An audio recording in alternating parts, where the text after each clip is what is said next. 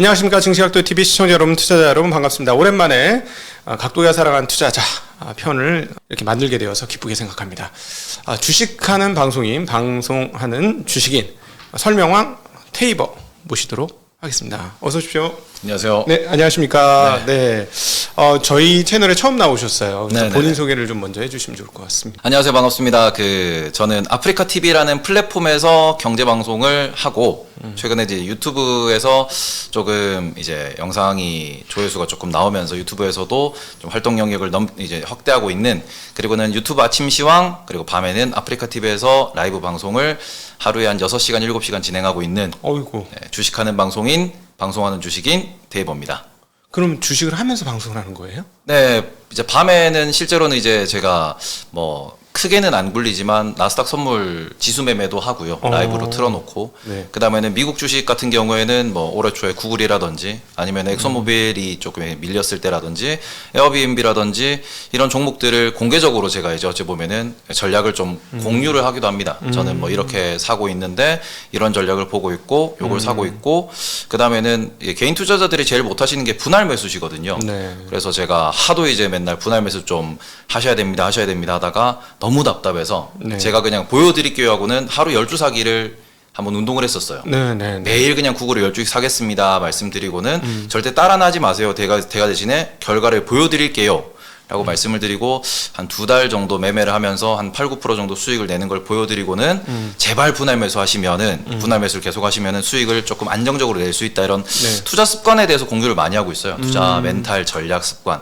이런 그러시군요. 거를 주로 얘기하고 있습니다. 네. 저희 채널하고 겹치네. 네, 많이 겹쳐서 아마 지금 도기님을 소개를 해주신 친구가 저희 동강 네. 이누 친구인데, 제가 맨날 만날 때마다 사서 그래서 얘기를 했거든요. 한 번만 뵙고 싶다. 네, 제가 정말 많이 배우기도 많이 배웠고, 그리고 10만 금융전사 말씀하셨는데 대장군님이시고 약간 이제 뭐 주창 약간 그냥 만드신 분이라 그러면은 저는 거기에 행동대장으로서 열심히 금융전사들을 만들어내고 있습니다. 네. 그렇죠. 미국 주식을 많이 하세요? 한국 주식을 많이 하세요? 일단 5대5 정도를 유지를 하고 있는 편인데 네. 아무래도 최근에는 미국장을 좀 더 비중을 확대하고 있습니다. 네. 사실은 환으로든 올해 깨졌음에도 불구하고 결과는 더 좋죠. 네네. 네, 그렇죠. 네. 네, 미국 시장이 사실 되게 로직이 직선적입니다. 그렇죠? 네. 명확하게 실적 보고 들어가면 되고.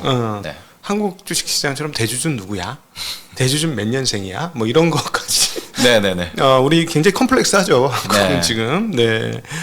근데 어떻게 그럼 이렇게 방송하시기 전부터 주식을 하신 거예요? 방송을 하시면서 주식을 하시게 된 거예요? 우연찮게 고등학교 때 친구가 그 예전에는 아실 텐데 PDA라고. 그렇죠, 있었죠. 그거를 이제 어찌 보면은 그 친구의 부모님이 업계 종사하시는 분인데 그 이제 PDA 뭐 교체를 하면서 그거를 저희 친구한테 준 거예요. 네. 그러면서 그 친구는 이제 뭐 삼성전자 당시에 이렇게 좀 공부도 하고 그다음에도 이제 투자를 하는 친구였는데 고등학생이? 네, 보여주는 거예요. 예. 자기 아버지한테 배워서 이렇게 하는 거라고 보여줘가지고 그러면은 옆에서 보다가 신기하다 네. 하고 그 당시에는 투자에 대한 생각을 막 이렇게 적극적으로 가지기보다는 저런 게 있구나라는 개념을 가졌었는데, 그리고는 2008년도, 2009년도죠. 그때 금호그룹 워크아웃 때 네네. 제가 자동차를 되게 좋아하거든요. 근데 자동차를 좋아하는데 금호 타이어는 그 당시에도 글로벌 4위다, 막 금호 타이어가 국위 선양한다 이런 얘기 하고 있는데, 금호그룹이 건설사 인수로 무리해서 넘어간다라고 하고는 뉴스를 보다가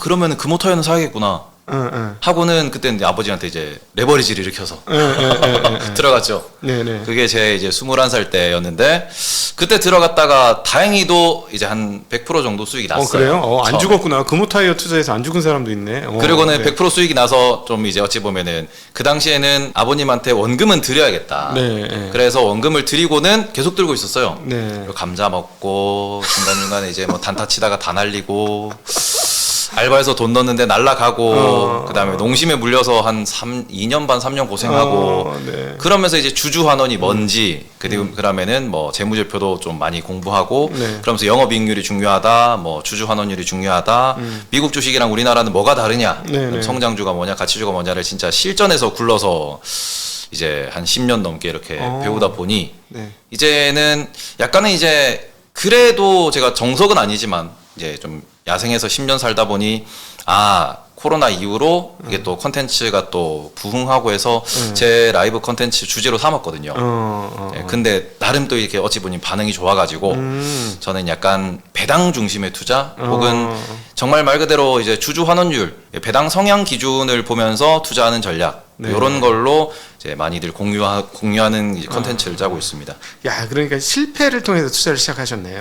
처음에 첫 맛은 정말 크게 세게 봤네. 시작하자마자 100% 네. 먹었으니까 엄청 네. 세게 저 그래서 어떻게 금호타이어로 수익이 났지 하고 지금 깜짝 놀랐는데 역시나 그 결과치는 실패를 했고 실패를 통해서 배우면서 이렇게 오셨네요. 네네네. 그렇게 본인이 이제 실패하면서 와 보니까 일반인들도 다 그 과정을 겪지 않나요? 제가 맨날 방송에서 하는 말이 네. 뭐 이렇게 뭐 질문을 주시면은 제가 해봤는데요. 그건 이렇게 끝납니다. 보통 그 부분에서 이제 내가 해봤는데라는 게 어찌 보면 유행어 중에 하나긴 한데 그걸로 좀 쉽게 말씀을 드리거든요. 제가 아이디가 설명왕 테이버로 활동하고 있는 것도 쉽게 설명을 드린다. 예, 예. 그래서 그 부분에서는 이제 제 방송을 보시던 분들이 좀 이해가 잘 된다 혹은 쉽다라는 걸로 컨텐츠 접근성을 좀 확대하고 있고 네네. 그래서 투자하시는 분들도 약간은 수익을 좀 이렇게 수익도 어찌 보면은 경험이 쌓여야 수익을 또 낼 수 있다라는 네. 측면에서 정말 쉬운 투자부터 시작을 해봅시다라는 식으로 이제 뭐 저도 하고 있고 그 다음에는 제 시청자분들한테도 그렇게 말씀드리고 있습니다. 아, 그럼 증시각도에 보면서 동감되는 게 굉장히 많으시겠구나. 네네네. 저희도 뭐 누구보다도 실패를 많이 해봤으니까 저도 그런 얘기를 많이 하고 그렇게 하면 안 됩니다. 근데 그렇게 하면 안 됩니다 했다가 욕 굉장히 많이 먹고 있어요. 저는. 저도 지금 악플에 네. 제가 지금 요새 악플이 장난이 아니에요. 네. 그렇구나. 저기 창 들고 나가서 싸울 필요는 없는데 성격이 좀 결이 있으신가 봐요. 그것도 그렇고 제가 카카오뱅크 분할할 때 네. 그때 제가 종토방에 글을 썼어요. 네. 방송을 틀어놓고 네. 오늘이 고점입니다. 네. 카카오뱅크도 그때 뭐 이렇게 코스피 100 편입 이슈가 있을 때 오늘이 고점입니다라고 글을 써놨어요. 네. 저는 그 정도로 약간 어찌 보면은 제가 실패했던 경험들이 있다 보니까 아 이거는 진짜 조심해야 되는 영역이다라고 하면은 그렇게 글도 쓰고 영상도 올리고 2021년도 위메이드 이제 고점 찍고 18만 원을 꺾였을 때도 제가 그때 영상에 이제 좀 과격하게 썸네일도 만들어서 올리고 이랬었는데 욕을 먹는 거는 뭐 저한테 욕을 하는 거니까 상관없는데 문제는 실제로 제 주변 분들이 위메이드 그 고점에 물린 분들이 계시고 실제로 이제 시청자분들이나 제 주변 분들이 카카오 고점에 물려 있는 분들이 계세요. 네네네. 근데 제가 계속 해서 말씀드리고 오프라인에서 만나서도 술자리에서 만난 분들도 들고 있다 그러시면은 아 제발 그거는 공부를 좀 많이 하셔라라고 말씀을 드리는 것도 결국 그 돈을 잃으면은 피해를 보는 거는 개인 투자자거든요. 네. 근데 이걸 또 기관 투자자나 오래 살아남으신 분들은 알고 계시고 다 피하십니다. 그리고는 손절이라는 전략을 잘 하시고 롱숏도 잡기 때문에 크게 손실을 안 봐요.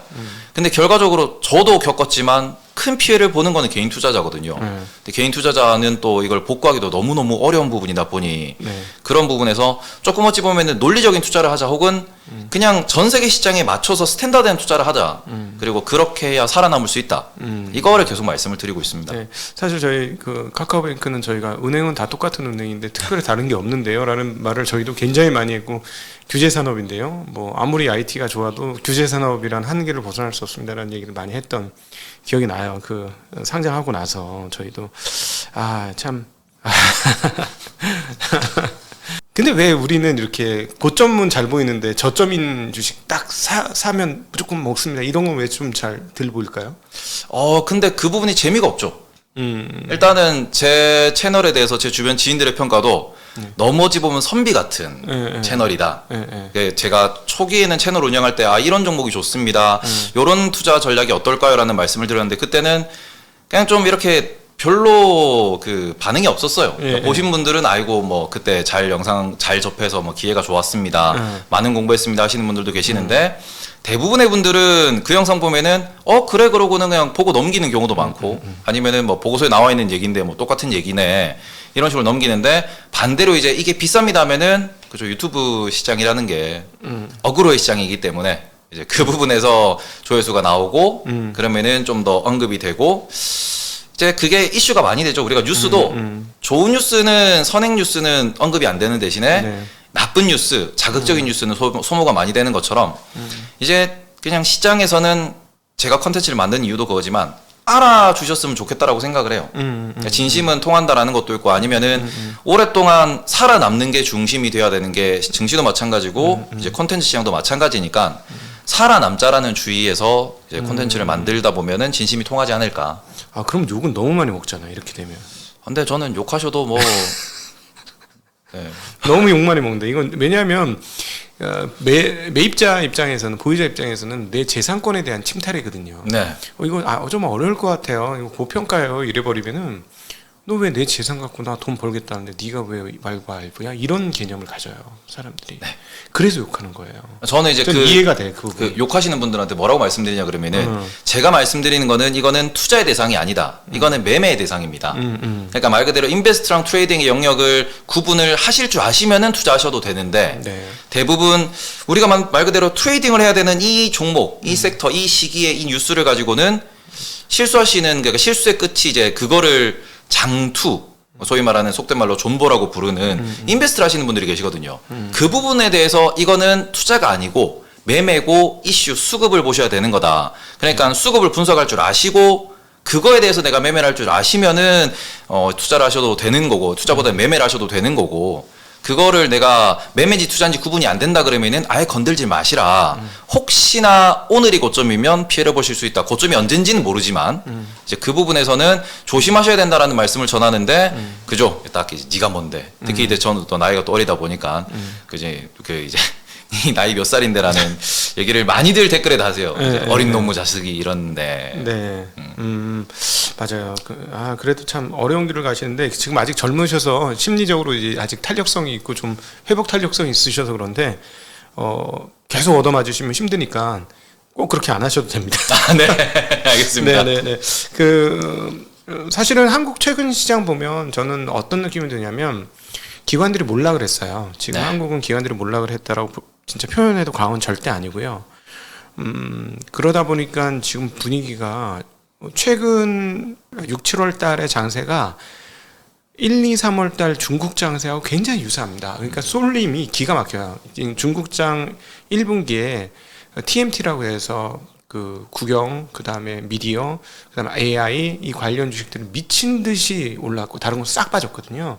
근데 최근에 이제 한국 주식이 굉장히 재미났었던 게 7월 후반부에 2차 전지 외에 모든 게 다 패자가 되는 흐름들이 보여줬잖아요.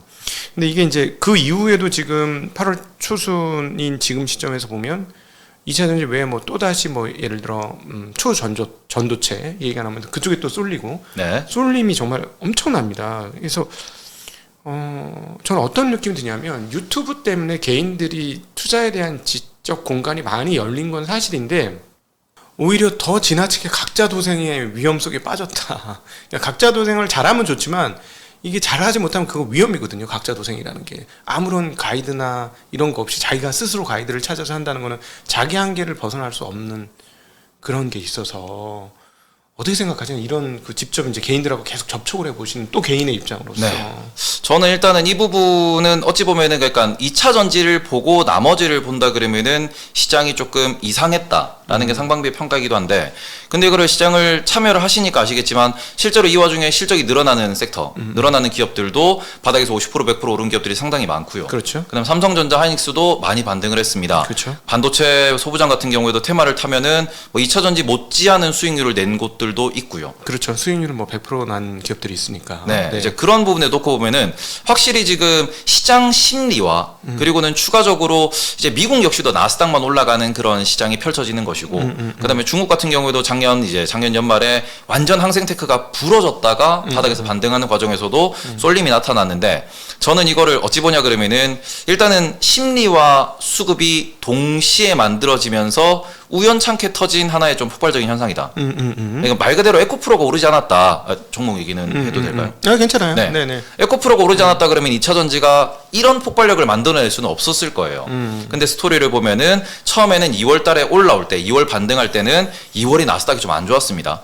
2월에 나스닥이 안 좋은 상황에서 에코프로라는 종목이 관심을 많이 갖게 되었고 그러면서 MSCI 편입이라는 그런 희망이 붙으면서 공매도 쇼크버가 나왔고 그러고 난 뒤에 5월에 MSCI 편입이 안 됐는데 거기서 또다시 한번 수급 논리로서 공매도 잡아먹기라고 하는 진짜 말 그대로 미국에서 밈처럼 우리나라에서도 밈이 펼쳐졌고요. 가스라이팅이죠, 사실상. 네. 예. 그러면서 이제 그 밈에 의한 쇼커버가 차트 자리를 보시면은 정확히 이제 5대5 자리, 오를까 빠질까는 그 자리에서 공매도 쇼커버가 크게 터졌어요. 네. 그러고는 100만 원을 뚫고 150까지 올라가는 그런 좀 급격한 상승이 나왔다라는 점은 다른 종목들도 그 사이에 오른 게 있습니다. 근데 너무 많이 오르다 보니까 그쪽에 우리가 이목이 집중되는 것도 있고, 그러니까 이게 말 그대로 수급과 그 다음에는 심리가 동시에 좋아졌거든요. 특히 3월달에 SBB가 터진 이후에는 시장의 유동성도 많이 좀 풀리는 경향이고, 그리고 오히려 1분기 실적, 2분기 실적이 미국 시장 기준으로도 괜찮은 상황, 우리나라 같은 경우에도 1분기 실적이 바닥을 찍고 돌리고 있다라는 이런 심리적인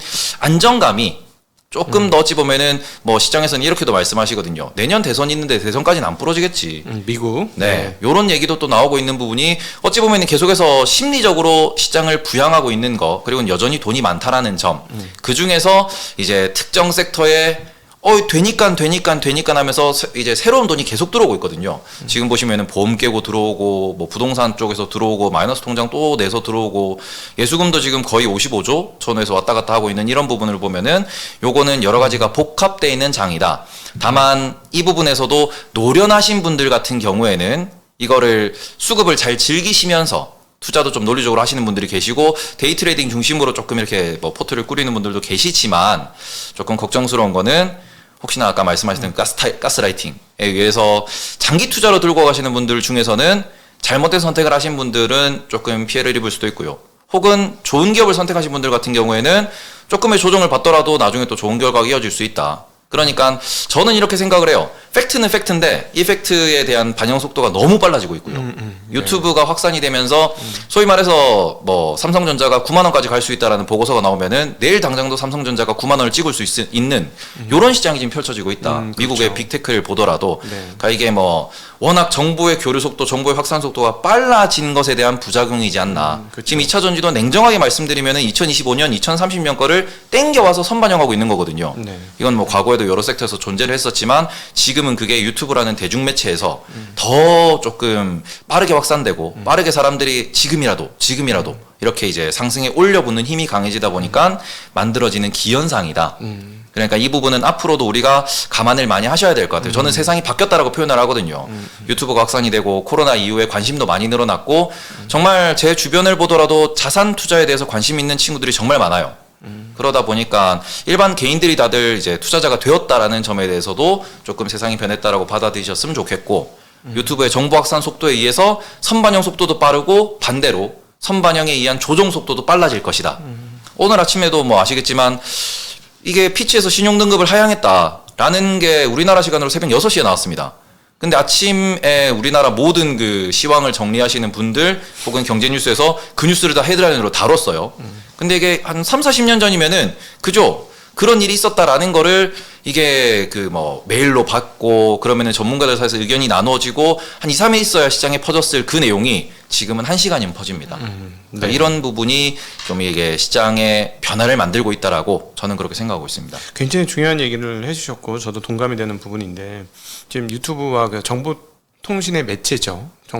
정보통신의 매개체들의 진화 속도가 굉장히 빠르고 거의 실시간성으로 다 접근이 가능한 세상이 오다 보니까 일반인들의 정보 습득 시간이 과거보다 훨씬 더 단축됐다. 옛날 같으면은 증권사에서 뭐 주식 이렇게 두꺼운 책이 있어요. 상장 기업 편람이라고 그래서 모든 기업을 그걸 보면서 이 회사 뭐 하는지 이렇게 봤거든요.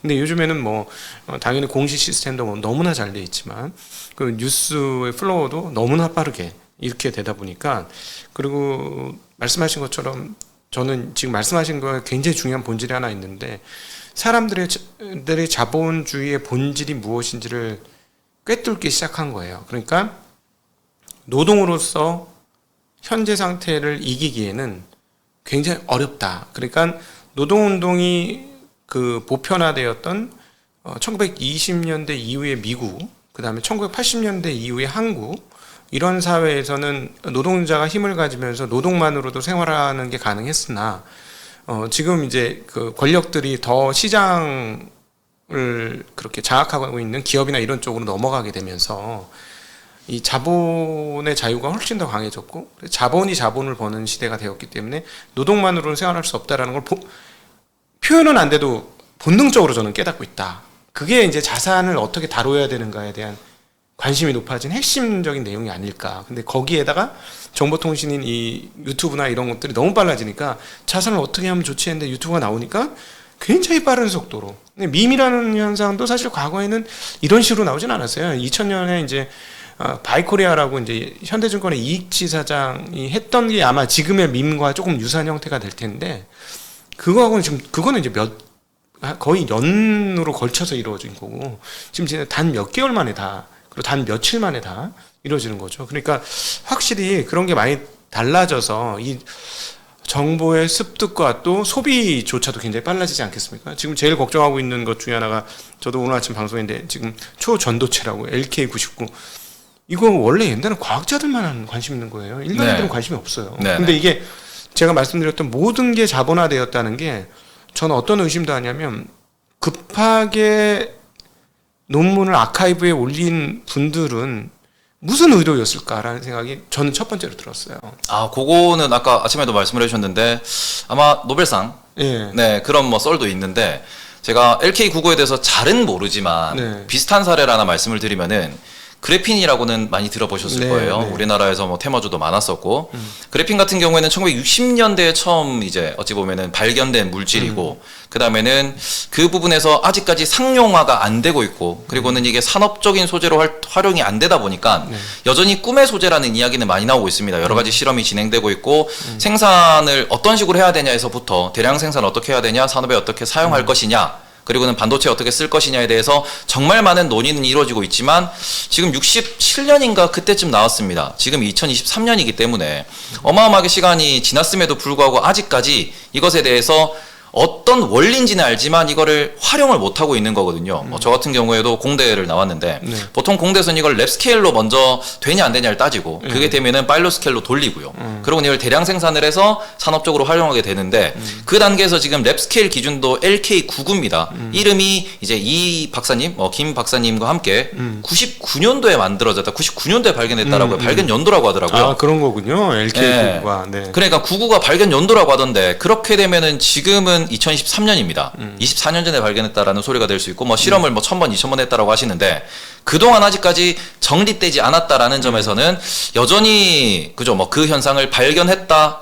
라는 것은 랩 스케일이고 하나의 뭐 과학적인 이론이라고 했을 때 이거를 산업에 적용하기 위해서는 어마어마한 시간이 들 수밖에 없다. 리튬이온 같은 경우에도 실제로 지금 전기차가 나오기까지가 뭐 냉정히 말하면은 최소한 2-30년 그리고는 오히려 더 예전으로 지나가 버리면은 디젤 엔진이 처음 나왔을 때 전기차가 그때도 있었어요. 네. 다만 기술이 부족했기 때문에 지금 전기차가 상용이 된 거고 거기에 100년이 걸렸습니다. 그러니까 하나의 과학적 개념이고 요런 어떤 보면은 좀 더 디테일하게 말씀드리면 이게 원자 구조에 의해 가지고 상온에서도 이런 현상이 만들어질 수 있겠네라는 가능성을 본 거거든요. 그럼 앞으로는 어떤 일이 발생할 수 있냐? AI로 관련돼 가지고 모든 원자에 대한 모든 원자 배열에 대해서 다 AI로 한 번씩 다 시뮬레이션 돌려볼 수 있을 거예요. 네. 왜냐하면 될 수 있다라는 가능성을 봤기 때문에 그럼 오히려 이것에 대한 후속 연구는 더 기대해 볼 수 있겠죠. 그리고는 이게 정말 앞으로 나아간다 그러면 우리가 좀 더 에너지에서 자유로운 세상 네. 혹은 좀 더 우리가 좀 더 효율적인 세상이 올 수 있을 겁니다. 그런 가능성을 열었다라는 것에 있어 가지고 이게 노벨상을 받을 수도 있겠죠. 그런 욕심에 어찌 보면은 그러한 뭔가 목표 꿈이 보이면서 이게 논문 공개라고 하는 좀 더 사고적인 이벤트가 발생했다라고 볼 수 있는데 이거를 주식시장에서는 뭐 항상 그렇죠. 이런 이슈가 나오면은 이게 테마주로 이렇게 움직일 수밖에 없는 거고 그런 부분에서 큰 돈을 벌 수 있겠다라는 꿈을 가질 수는 있지만 뭐 그래핀 같은 경우에는 최근에 이제 상장 폐지 쪽으로도 간 걸로 알고 있는데 결국 테마주는 테마주입니다. 그러니까 테마에서는 아까 말씀드렸다시피 트레이드로서 바라보셔야 되는데 이 트레이드를 알고 하시는 분들과 혹은 이제 친구가 좋대, 뭐 저 똑똑한 박사님이 좋다고 하던데 하고 그냥 들어갔다가 큰 손실이 날 때까지 그냥 기다리시는 거랑은 다른 겁니다. 네. 이것에 대한 기준을 정하실 수 있으시면은 매매를 하셔도 되고 그 다음에는 확실한 손절 라인이 보인다고 하면은 매매를 하셔도 되지만 뭔지 모르는 상태에서는 하시면 안 된다. 정말 원칙이거든요. 그래서 이해가 되는 분들 어떤 식으로 흘러갈지 이해가 되는 분들은 하셔도 돼요. 하시고 수익을 낸다 그러면은 이 업계에서는 수익 내면 그 사람이 왕입니다. 그런데 그 부분에 있어가지고 요게 안 되는 분들도 많고 저도 이해가 안 되니까 저도 접근을 안 합니다. 이제 이런 부분에서 여러 가지 그 막 갑론을박은 있겠지만 핵심은 오히려 이것에 의해서 후속 연구로서 정말로 이게 되는 기술이고 정말로 우리가 초전도체라고 하는 지금 꿈꾸는 게 돈이 될 거다 그러면은 누가 돈 벌 거냐에 대해서도 공부를 하셔야죠. 오히려 거기에 구리가 들어가고 납이 들어간다고 했을 때 오히려 내가 납을 투자한다라는 것도 하나의 전략이 될 수 있는 거거든요. 이런 방식으로 좀 다양하게 그 테마주 상한가 점상에 이게 좀 매몰되지 마시고 지금은 좀 더 다양하게 정말로 이게 현실에 왔을 때까지도 상상을 하셨으면 좋겠습니다. 네, 아우 정말 쉽게 설명을 해주셔서 너무 감사합니다. 네, 근데 지금 이제 말씀해주셨는데 말씀하시다 보니까 갑자기 궁금해진 게 있습니다. 그 본인도 직접 투자를 하시니까 그 원칙은 어떤 그 투자의 원칙이나 이런 것들을 갖고 계시는지 좀 궁금합니다. 제가 예전부터 도기님 방송을 많이 좀 즐겨보고 그 다음에 공부도 많이 하는 게 잃지 않는 쉬운 투자라는 얘기를 하시잖아요. 네. 저도 그러거든요. 욕심내지 마라, 잃지 마라. 그리고는 잃어버리더라도 손절 규칙을 명확하게 잡고 하셔야 된다. 그러니까 말 그대로 이해되는 투자를 하셔야 되고 본인의 계획에 입각해서 투자를 하셔야 되고 그리고는 저는 무조건 이렇게 말씀드려요. 팔 가격이 보이면 매도할 전략이 보이면 그때 사세요. 이 말씀을 드리거든요. 중요한 얘기네요. 네. 말 그대로 저 같은 경우에는 대표적으로 방송하면서 뭐 세세한 종목은 말씀을 안 드리는데 하이닉스 같은 종목은 언제 샀다 언제 팔았다를 말씀을 드려요. 네. 하이닉스 같은 경우는 제가 작년 4월입니다. 네. 그 당시에는 이제 한경 방송도 나갈 때였는데 방송에서도 대놓고 말씀드렸어요. 저는 지금부터 살렵니다. 바닥이라고 생각을 합니다. 라고 했을 때 그때 차트 딱 이렇게 이평선에 닿았을 때거든요. 이제는 바닥이겠지. 1년 반을 빠졌는데 네. 이제는 슬슬 이제 피크아웃에서 이제 탈출할 수 있지 않을까요라고 이제 좀 과감하게 매수를 시작을 했다가 한 달 정도 샀어요. 저는 사면은 매일 뭐 50만 원, 매일 100만 원씩 산다라고 말씀을 드리는데 그렇게 샀습니다. 사고는 더 떨어졌죠. 보통 다 그래요. 네. 그래서 쉬었어요. 아예 사다가 이건 아닌 것 같아요. 제가 잘못 판단했습니다. 그러면은 바닥 올 때까지 기다려야겠습니다라고 말씀을 드리고 제가 작년도에 가장 포트폴리오에 많았던 게 그 은행이었습니다. 여기였어요. 그러고는 그거를 작년 11월 말쯤에 이제는 이제 금리 인상이 끝나가고 뭔가 이제 약간 영국 이슈나 이런 걸 보니까 슬슬 이제 은행보다는 우리가 이제 반도체를 혹은 내가 산업재를 사이클 바닥이라고 생각하는 애들을 매수해도 될 것 같습니다라고 이제 말씀을 드리고는 그때부터 하이닉스를 다시 샀어요. 네. 이제 하이닉스를 왕창 다시 사가지고 그때부터 이제 이 정도면은 그 당시가 이제 8만 원 언저리였다라고 기억을 하는데 그때 제가 계산기를 두드려 보니 이번에 사이클 고점까지 가면은 한 10여만 원, 13만 원까지는 갈 수 있을 것 같습니다. 네. 그리고는 투자 기간이 얼마? 2년 정도 보유하면 그 정도의 수익이 날 것 같습니다. 그러니까 말 그대로 매도 가격이 보이는 투자, 매도를 할 수 있다라는 그 어떻게 보면 목표가 딱 설정되는 투자를 저는 주로 좀 많이 말씀을 드리거든요. 그러면서 이게 또 이슈 드리븐이 될 수도 있는 거고 아니면 사이클 바닥이 될 수도 있는 거고 이게 뭐 미국 기업이냐 한국 기업이냐 대형주냐 소형주냐에 따라서 다 다르겠지만 그 부분에 있어가지고 명확한 매도 전략 투자 전략이 나오면은 들어갑니다. 네. 네, 그렇게 해서 들어갔다가 운 좋게 단기에 급등이 나와서 먼저 한번 팔고 또 이제 한번 또 샀다가 이번에 11만 원 넘어갈 때 저는 이제 다 탁 털어놓은 상황이거든요. 뭐 그런 식으로 그러면서 장기적인 방향성 수익이 이제 기간 대비 어느 정도 수익률이 나올 거냐라는 방향성을 설정을 해놓고 거기에서 이제 매일매일 시황을 좀 체크하면서 좀 과하게 올랐구나 비중을 축소하고 더 떨어졌네 비중을 늘리고 이런 식으로 해서 본인의 어쩌보면은 뭐 공부한 내용을 계속 검증하는 게 시장을 관찰하고 시장을 보는 것이다. 그런 관점에서 시장을 계속 이제 보시면서 공부를 하셔야 된다. 이런 식으로 저도 투자하고 아니면 투자자들한테 이런 정보를 공유하고 있습니다. 아주 뭐 훌륭한 원칙을 말씀해 주셨습니다. 저희도 계속 얘기하지만 상담할 때 보면은 팔 가격을 모르고 투자하시는 분들이 있더라고요. 팔 가격을 모르고 투자하셨다는 건 밸류에이션을 안 해봤다는 거예요. 자기 밸류에이션이 없다는 얘기니까 난 이 회사가 어느 정도의 값어치가 있어를 생각 안 하고 투자하는 거라 그렇게 되면 이제 가격에 휘둘르게 되죠. 네. 오르면 기분 좋고 떨어지면 절망스럽고. 그러니까 사실은 매도한 가격을 반드시 설정해 놓고 그러다가 이제 회사가 진행 과정에서 분석을 해보는데 회사가 밸류에이션이 더 높아져. 그러면 그때는 이제 고쳐도 되고 아니면 낮아져. 그러면 이제 낮추거나 이렇게 할 수는 있지만 처음 하실 때 반드시 진짜 가격을 설정해 놓고 매도 가격을 설정해 놓고 하시는 건 굉장히 중요한 것이다라고 저도 동감이 됩니다. 이렇게 들어보니까 연평균 수익률 목표치가 아주 엄청나게 높지는 않으신 것 같습니다. 저는 20%에서 뭐 좀 더 나오면 좋고 아니면 딱 20%만 생각하고 있습니다. 네. 그러니까 연평균 30% 수익률 기준으로 우리가 계산을 때려보면은 10년에 약 한 10배 정도 가요. 연평균 30% 계속 하면은 그렇죠. 이게 이제 그 부분에서는 그런 식으로 좀 장기적으로 이렇게 트렌드를 잡아놓고 연평균 30%를 계속 할 거야. 뭐 장이 좋고 운대가 잘 맞으면은 40%까지 가능하고 개인 투자자 같은 경우에는 그 정도까지는 가능하다고 생각을 하거든요. 뭐 제가 해보더라도 왜냐하면 10%를 분기에 한 번씩 먹으면은 40%입니다. 이제 그런 식으로 하면은 뭐 충분히 본인이 어느 정도 공부를 하냐에 따라서 40%까지는 끌어올릴 수 있어요. 근데 이게 규모가 더 커지면은 안 되거든요. 네. 저는 그래서 이제 워렌 버핏이 존경받는 이유도 연평균 20%를 그 큰 자산을 굴려냈다라는 것에서 존경을 받는다라고 생각을 하는 거고, 뭐 저는 뭐 그렇게 돈이 많은 게 아니기 때문에 네, 저는 20%에서 그냥 30% 했으면 좋겠다라는 거고, 그 사이로 약간 좀 목표를 갖고 달성하고 있습니다. 네.